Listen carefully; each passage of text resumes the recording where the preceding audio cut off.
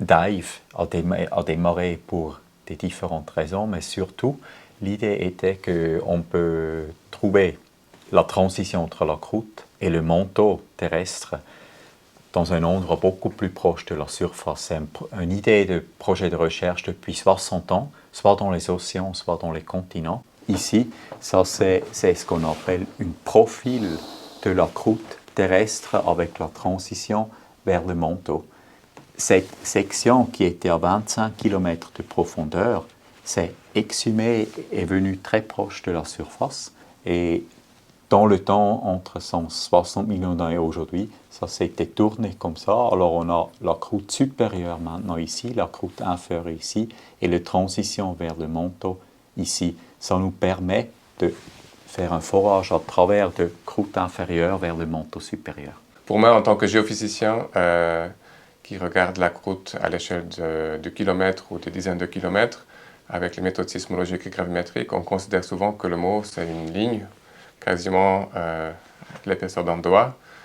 Mais en réalité, quand on regarde à l'échelle du mètre ou des dizaines de mètres, ça ne peut pas être ça. Il faut qu'il y ait un mélange, une transition entre croûte et manteau. Et moi, j'aimerais bien comprendre à quel espacement cette gradient se fait de point de vue vitesse sismique, de point de vue composition des roches, de point de vue chimique et physique finalement. Ça, c'était un des premiers films où ils ont commencé à faire le forage. Ça, c'est la machine là qui tourne.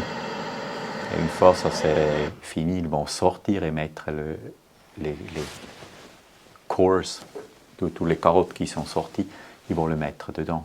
On prend une photo de détail. Là, on peut identifier les différents minéraux qui sont dedans. Et on fait ça sur site. Comme ça, on a déjà tout de suite une description préliminaire, qu'est-ce qu'on a foré aussi pour les décisions, comment il faut avancer. Donc il y a déjà eu des questions à résoudre sous l'heure ou sous les 2 heures qu'il fallait décider vite. Il faut 5 000 francs pour acheter du matériel pour faire les analyses sur place. Est-ce que vous pouvez organiser ça? Il faut répondre plus ou moins activement parce que c'est en train de se faire. Il y a 6 ou 7 personnes en permanence dans les tournées d'une semaine qui font le travail réel sur le terrain. Je viens de recevoir plusieurs photos de l'équipe de cette semaine qui revient dimanche. Donc ici, les collègues de Lausanne, d'Italie, aussi de l'Autriche, qui travaillent apparemment aussi la nuit avec cette lumière et la lampe frontale sur la tête. Tout le monde était super content maintenant, après 5 ans de préparation sur site, même si ça prend beaucoup d'énergie, les gens sont fatigués, ce sont des chiffres de 12 heures, mais ils sont contents. Quand les roches sortent, on peut vraiment voir le résultat direct d'un investissement des derniers 5 ans.